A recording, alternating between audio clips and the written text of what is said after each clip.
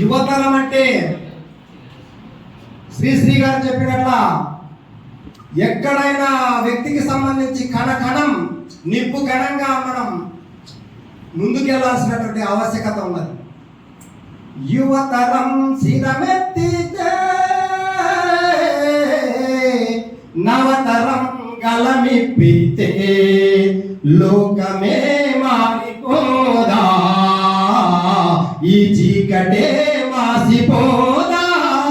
యువతరం యువతరం యువతరం కదమెత్తితే నవతరం గలమిప్పితే లోకమే మారిపోదా, ఈ చీకటే మాసిపోదా.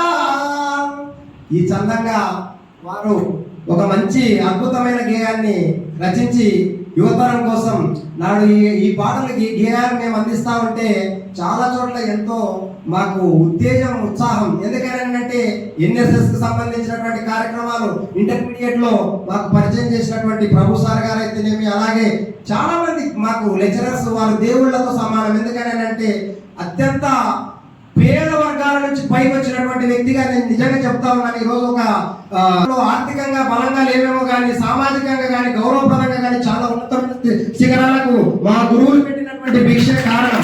ఎందుకంటే వారికి శిరస్సు నుంచి మనం పారాయణం చేసిన నాడే వారి యొక్క ఆశీస్సులు ఆశీర్వాదాలతో మనం ఉన్నత శిఖరాల అధిరోహించగలమని ఈ యొక్క సభావేదికగా నేను చెప్పగలను. ఎందుకంటే గ్రామీణ స్థాయిలో పెద్దపాడు అన్నటువంటిది ఒక గ్రామం ఉంది.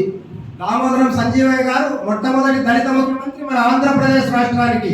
అలాంటి వ్యక్తి గ్రామంలో హాస్టళ్లు బాగలేనప్పుడు మాకు సంబంధించినటువంటి ఎన్ఎస్ఎస్ ప్రోగ్రామ్ ఆఫీసర్ గా సార్ వాళ్ళు అక్కడ తీసుకుపోయి దగ్గర ఒకసారి 15 రోజుల క్యాంప్, మరొకసారి 15 రోజుల క్యాంప్ ఇచ్చారు.